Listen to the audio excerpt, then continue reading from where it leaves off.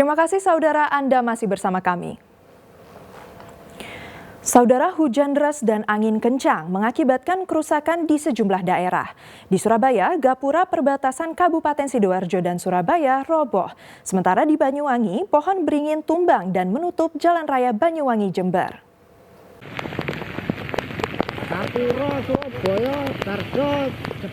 Gapura perbatasan kota Surabaya dengan Sidoarjo di Jalan Rungkut Menanggal Gunung Anyar Surabaya roboh usai diterjang angin kencang dan hujan deras.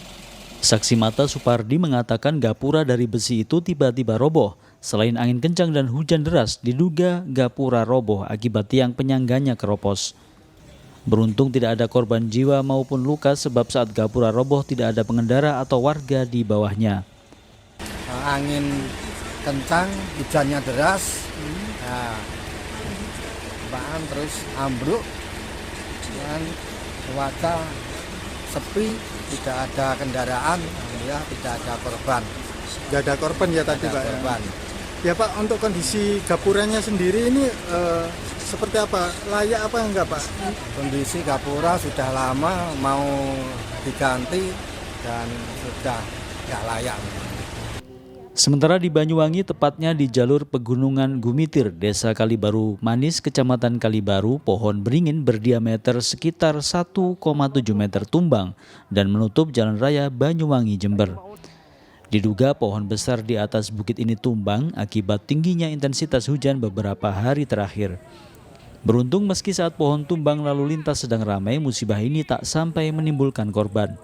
Aparat Polsek Kalibaru dibantu warga bergotong royong mengevakuasi pohon agar jalur lalu lintas Banyuwangi Jember yang macet kembali lancar.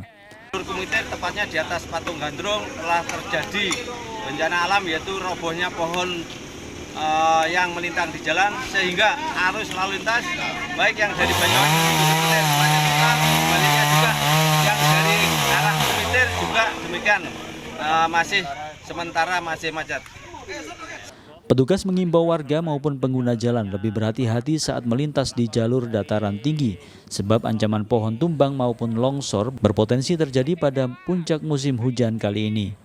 Rahmat Hidayat dan Taufik Ferdiansah melaporkan dari Surabaya dan Banyuwangi. Saudara, pengendara motor di Bangkalan tewas akibat tertabrak minibus. Bahkan tubuh korban terseret hingga beberapa meter. Diduga pengemudi mobil kaget ada pengendara motor tiba-tiba melintas di depannya. Kecelakaan melibatkan mobil dengan pengendara sepeda motor di Jalan Halim Perdana Kusuma, Kota Bangkalan, Senin pagi. Akibatnya korban pengendara motor Nur Hasanah, warga Sanggera Agung Bangkalan tewas seketika di lokasi kejadian.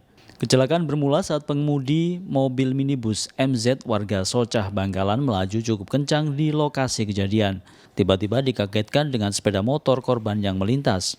Kecelakaan pun tak terhindarkan dengan tubuh korban Nur Hasanah terseret hingga beberapa meter. Laju mobil akhirnya terhenti setelah menabrak pagar taman. Untuk kronologi kecelakaan tadi pagi itu antara Innova dengan R2. Itu Innova dari arah timur ke barat, sedangkan sepeda R2 itu dari barat ke timur. Kontra dengan Innova di depan Geturgo dan terseret ke pagar, meninggal di TKP untuk korbannya. Yang sepeda motor dari mana?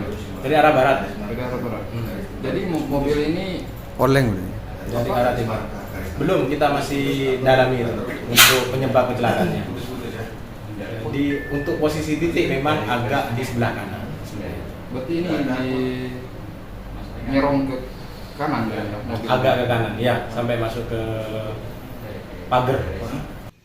Polisi masih menyelidiki kasus kecelakaan ini sedangkan sopir minibus belum bisa dimintai keterangan karena masih syok.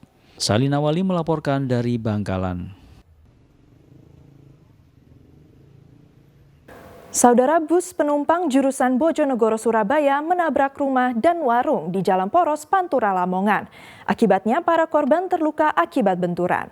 Diduga bus mengalami masalah pada rem sehingga melaju tak terkendali. Bus penumpang jurusan Bojonegoro Surabaya menabrak rumah dan warung di jalur Poros Pantura, tepatnya di Desa Kecamatan Sukodadi pada Minggu siang. Akibatnya badan bus rusak parah serta awak bus dan penumpang di bangku depan terluka karena benturan. Sebelumnya bus yang dikemudikan Saipul Rafiji warga Malang ini melaju dari arah Bojonegoro menuju Surabaya. Diduga bus mengalami masalah pada rem sehingga melaju tidak terkendali. Setelah menabrak rumah dan warung, bus baru berhenti setelah menghantam tiang listrik. Tapi sudah dari Dari sana nggak blok, terus dari sini nih baru. Cuma kopling aja yang macet di sana. Gitu. Diduga bus penumpang jurusan Bojonegoro Surabaya ini sudah tidak layak jalan. Di sekitar TKP dan penumpang bus yang ada di dalam awak kabin bus bahwasanya menjelaskan bus melaju dari arah barat ke timur mendekati TKP. Informasi dari saksi maupun penumpang yang ada di kabin bus mengalami remblong. terus banting setir ke kiri ya?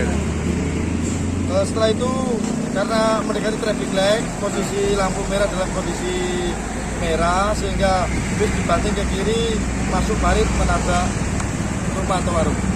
Kasus kecelakaan ini masih ditangani unit Laka Lantas Polres Lamongan.